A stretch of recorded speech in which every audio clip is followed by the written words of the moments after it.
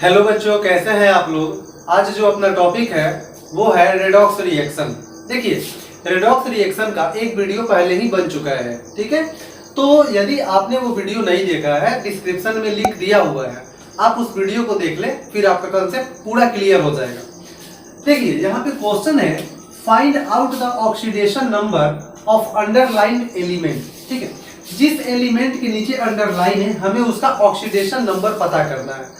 तो आपने पहले वाली वीडियो में क्या पढ़ा था कि जो ऑक्सीडेशन नंबर का जो सम होता है, योगफल होता है, वो 0 होता है। किसी भी यौगिक पे, कंपाउंड पे जब हम ऑक्सीडेशन नंबर निकालेंगे तो टोटल का ऑक्सीडेशन नंबर क्या होगा? 0 होगा। लेकिन अब हमारे सामने जो प्रश्न है, आप इस पे देख रहे हो, हर एक पे कुछ ना कुछ चार्ज लगा हुआ है। जैसे यहाँ +1 है, यहाँ -2 है, यहाँ -3 है। तो यदि किसी कंपाउंड पे चार्ज लगा हुआ हो तो हम उसमें ऑक्सीडेशन नंबर कैसे निकालेंगे, आज का अपना यही वीडियो है। देखो, अब जैसे फर्स्ट क्वेश्चन पे बात कर लेते हैं। नाइट्रोजन के नीचे अंडरलाइन है, तो हम मान लेंगे let, first question, let oxidation number of nitrogen कितना मानते हैं? x। जिसके नीचे अंडरलाइन हो उसका ऑक्सीडेशन नंबर हम x मानते हैं। अब देखो, तो नाइट्रोजन का ऑक्सीडेशन नंबर है x प्लस हाइड्रोजन। आप जानते हो कि हाइड्रोजन पे कितना चार्ज होता है? +1। हाइड्रोजन पे चार्ज कितना होता है? +1। और हाइड्रोजन के कितने एटम हैं? 4 एटम है, तो गुने 4।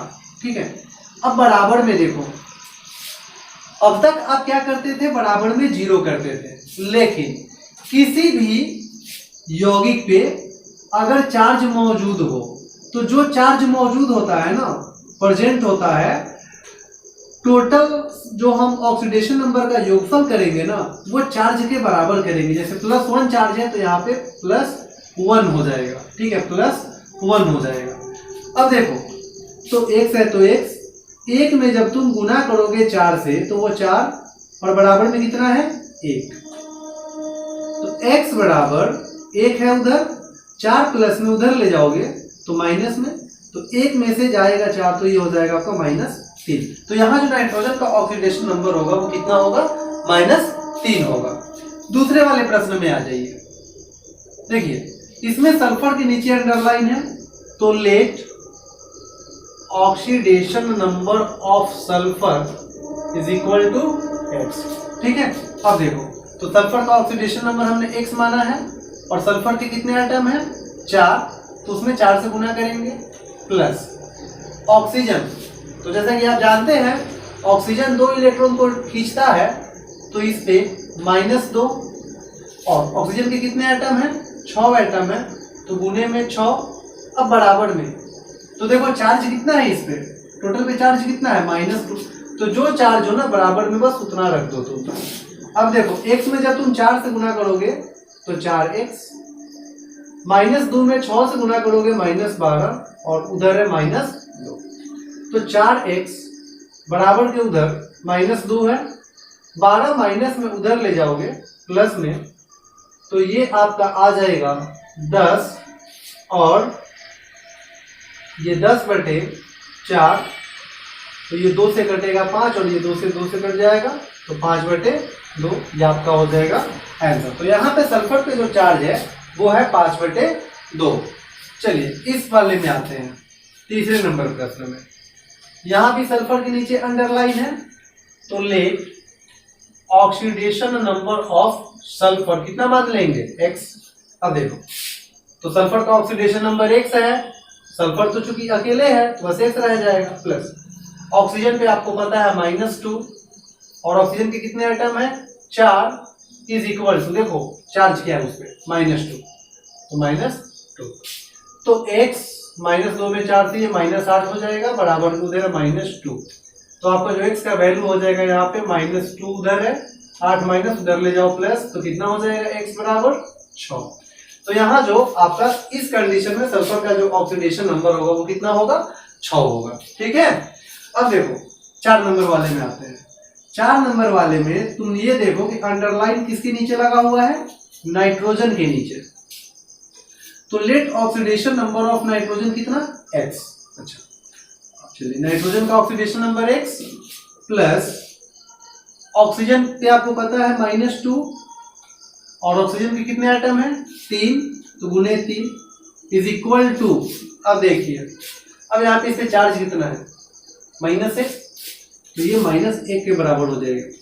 तो x -2 में 3 से गुना करेंगे तो -6 बराबर में -1, तो x is equal to -1, 6 minus उधर ले जाओगे प्लस में, तो 6 में से जब जाएगा 1 तो ये हो जाएगा आपका 5। ठीक है, तो इस कंडीशन में यहाँ पे आपका नाइट्रोजन का जो ऑक्सीडेशन नंबर होगा, यहाँ जो नाइट्रोजन का ऑक्सीडेशन नंबर होगा वो कितना होगा 5 होगा। ठीक है, तो आप काफी अच्छे से समझ गए कि अगर किसी भी यौगिक पे चार्ज लगा हो तब हम ऑक्सीडेशन नंबर कैसे निकालते हैं, और यदि चार्ज नहीं लगा हो तो टोटल का सम कितना होता है 0 होता है, जो कि पार्ट 1 वाले वीडियो में आप पढ़ चुके हैं। ठीक है, तो चलिए अब अगले टॉपिक पे आते हैं। हाँ, और ये जो भी प्रश्न है 5, 6 और 7, इसका ऑक्सीडेशन नंबर जो है आप कमेंट सेक्शन में लिखेंगे कि आपको इसका ऑक्सीडेशन नंबर कितना आ रहा है। तो बच्चों अपना जो अगला टॉपिक है वो है रेंज ऑफ ऑक्सीडेशन नंबर। आखिर इसका मतलब क्या है, तो देखो जैसे कि अभी आपने क्या पढ़ा कि नाइट्रोजन का ऑक्सीडेशन नंबर कहीं पे +5 आ रहा था, कहीं पे 5/2 आ रहा था, कहीं -3 आ रहा है। बात समझे? तो किसी भी तत्व का जो ऑक्सीडेशन नंबर होता है ना वो चेंज करते रहता है यौगिक के हिसाब से, कंपाउंड के हिसाब से। अब जैसे देखो तुमने पढ़ा NO3-1 या NO2-1, तो यहाँ पर जो नाइट्रोजन का ऑक्सीडेशन नंबर होगा और यहाँ जो नाइट्रोजन का ऑक्सीडेशन नंबर होगा वो चेंज कर जाएगा। तो आखिर नाइट्रोजन का ऑक्सीडेशन नंबर ज्यादा से ज्यादा कितना हो सकता है और कम से कम कितना हो सकता है। इसी प्रकार से किसी भी तत्व का ऑक्सीडेशन नंबर मिनिमम कितना हो सकता है, मैक्सिमम कितना तक हो सकता है, इसे ही हम इस टॉपिक के अंतर्गत पढ़ेंगे। तो देखो इसका एक फॉर्मूला होता है, जो मैक्सिमम ऑक्सीडेशन नंबर होता है ना किसी भी तत्व का, वो ज्यादा से ज्यादा उसके वैलेंस इलेक्ट्रॉन के बराबर होता है। ठीक है, और मिनिमम ऑक्सीडेशन नंबर जो होता है कम से कम वो वैलेंस इलेक्ट्रॉन में से तुम 8 घटा दोगे ना तो मिनिमम ऑक्सीडेशन नंबर तुम्हें पता चल जाएगा। अब जैसे मान लो नाइट्रोजन, ठीक है, अब नाइट्रोजन जो है वो कितने नंबर पे आता है 7 नंबर पे आता है। तो आखिर नाइट्रोजन का ऑक्सीडेशन नंबर मिनिमम कितना हो सकता है, मैक्सिमम कितना हो सकता है, तो इसके लिए आपको इसका वैलेंस इलेक्ट्रॉन निकालना पड़ेगा। तो 1s2 2s2 और ये 2p हो जाएगा 3। ठीक है, तो यहां से नाइट्रोजन का जो वैलेंस इलेक्ट्रॉन आपका हो जाएगा वो इस पे 2 इलेक्ट्रॉन और इस पे 3 इलेक्ट्रॉन, टोटल यहाँ पे 5 इलेक्ट्रॉन हो जाएगा। मतलब कि नाइट्रोजन का जो मैक्सिमम ऑक्सीडेशन नंबर होगा वो कितना होगा, यहाँ पे आगे कोई चिन्ह नहीं मतलब प्लस है, +5।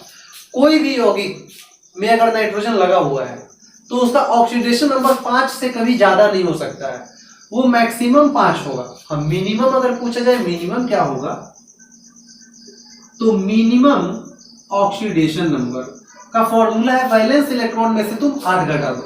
तो वैलेंस इलेक्ट्रॉन नाइट्रोजन पे कितना है 5, उसमें से तुम माइनस कर दो 8, तो कितना -3। मतलब कि नाइट्रोजन का जो ऑक्सीडेशन नंबर है वो -3 से कम नहीं हो सकता है। ठीक है, तो अगर आपसे कोई पूछे कि ये बताओ नाइट्रोजन का रेंज ऑफ ऑक्सीडेशन नंबर कितना होगा, तो नाइट्रोजन का जो ऑक्सीडेशन नंबर का रेंज है वो -3 से कम नहीं हो सकता है और +5 से ज्यादा नहीं हो सकता है। ठीक है, तो नाइट्रोजन का जो ऑक्सीडेशन नंबर का जो रेंज है वो -3 to +5 है। ठीक है, चलिए हाँ, अब यहाँ पे यदि आपको वैलेंस इलेक्ट्रॉन निकालने में समस्या आ रही हो तो आप इलेक्ट्रॉनिक विन्यास वाला जो वीडियो डाला हुआ है आप उसे देख ले, उसका भी लिंक मैं डिस्क्रिप्शन में डाल दूंगा। अब जैसे मान लो क्लोरीन 17 नंबर पे आता है। ठीक है, तो क्लोरीन का वैलेंस इलेक्ट्रॉन ऐसे आपको पता होगा 1 होता है,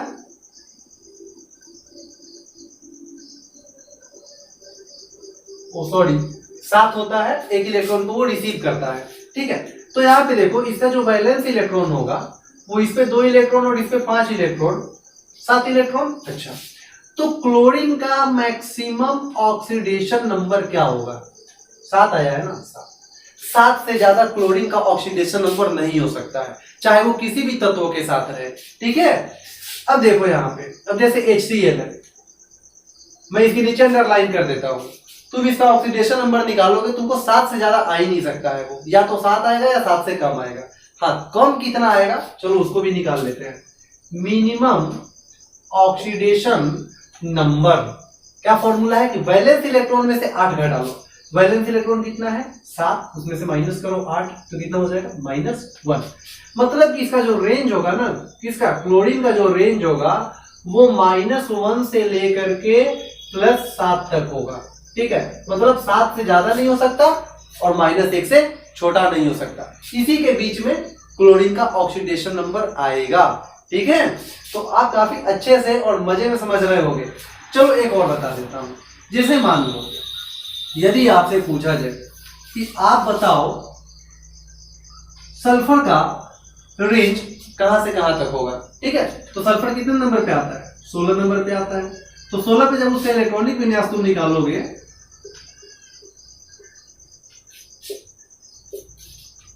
4 6 10 तो 12 और 4 16 हो जाएगा। तो इसका जो आपका वैलेंस इलेक्ट्रॉन हो जाएगा वो कितना हो जाएगा, देखो 2 और 4 6। तो सल्फर का बच्चों मैक्सिमम ऑक्सीडेशन नंबर वो 6 से ज्यादा नहीं हो सकता, 6 ही होगा मैक्सिमम।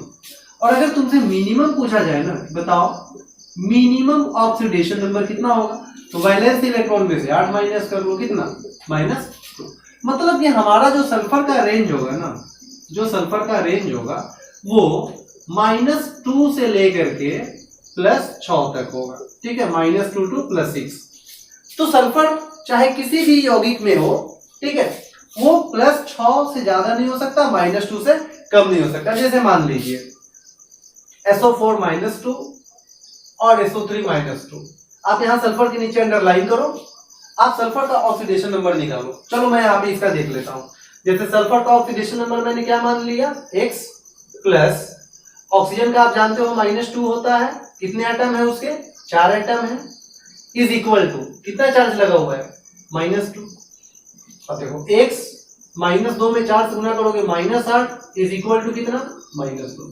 तो x का जो आपका यहाँ वैल्यू हो जाएगा -2, 8 माइनस उधर ले जाओ प्लस, तो 8 में से 2 गया कितना 6। देखो 6 प्लस 6 है ना, 6 से ज्यादा हो ही नहीं सकता वो, या कम हो जाएगा लेकिन 6 से ज्यादा वो नहीं हो सकता है, और कम भी कितना -2 तक, उससे कम नहीं हो सकता। अच्छा इसमें देख लेते हैं। चलो सल्फर का ऑक्सीडेशन नंबर क्या मान लिया x प्लस ऑक्सीजन आपको पता है -2 होता है, इनटू ऑक्सीजन के 3 एटम है, इज इक्वल टू चार्ज -2 है। तो x -2 में 3 से गुना करोगे तो -6 इज इक्वल टू -2। तो x इज इक्वल टू -2 है उधर, 6 माइनस उधर ले जाओ प्लस, तो x इज इक्वल टू 6 में से जाएगा तो कितना 4। अच्छा तो यहाँ पे सल्फर का जो ऑक्सीडेशन नंबर आया वो 4 आया। क्या 4 इसके बीच में होगा कि नहीं होगा, तो 4 इसी के बीच में होगा। 4 जो है वो 6 से कम है, -2 से ज्यादा है। तो आप अच्छे से समझ रहे होंगे कि रेंज ऑफ ऑक्सीडेशन नंबर बताना क्या चाहता है। तो ये बताना चाहता है ना कि हमारा जो एलिमेंट होगा, जो तत्व होगा ना, कोई भी तत्व, उसका ऑक्सीडेशन नंबर मैक्सिमम उतना ही होगा जितना उसका वैलेंस इलेक्ट्रॉन होगा, और मिनिमम वैलेंस इलेक्ट्रॉन में से 8 घटा लीजिए, मतलब कि वो मैक्सिमम से ज्यादा नहीं हो सकता और मिनिमम से कम नहीं हो सकता। वो चाहे किसी भी यौगिक में लगा रहे, जैसे यहाँ सल्फर जो किसी में भी लगा रहेगा, वो अपने रेंज में ही आएगा, न रेंज से ज्यादा जाएगा न रेंज से कम आएगा। तो मुझे पूर्ण विश्वास है कि आप काफी अच्छे से आज वाला टॉपिक समझ गए होंगे, और इसका जो अगला वीडियो मैं डालूंगा ना, उसमें आपको ये बताऊंगा कि रेडॉक्स रिएक्शन को हम पहचानेंगे कैसे। ठीक है, 10वीं में आपने रेडॉक्स रिएक्शन पढ़ा होगा, ऑक्सीकरण अवकरण अभिक्रिया, लेकिन मैं आपको जो टॉपिक बताऊंगा ना वो बहुत ही यूनिक बताऊंगा। ठीक है, आप काफी अच्छे से समझ लोगे, चाहे आप 9th में हो या 10th में हो, फिर भी आप 11th क्लास की ये टॉपिक अच्छे से समझोगे। ठीक है, तो बच्चों आज तक के लिए इतना ही। वीडियो पसंद आए तो दबा के लाइक शेयर और सब्सक्राइब करें। जय हिंद।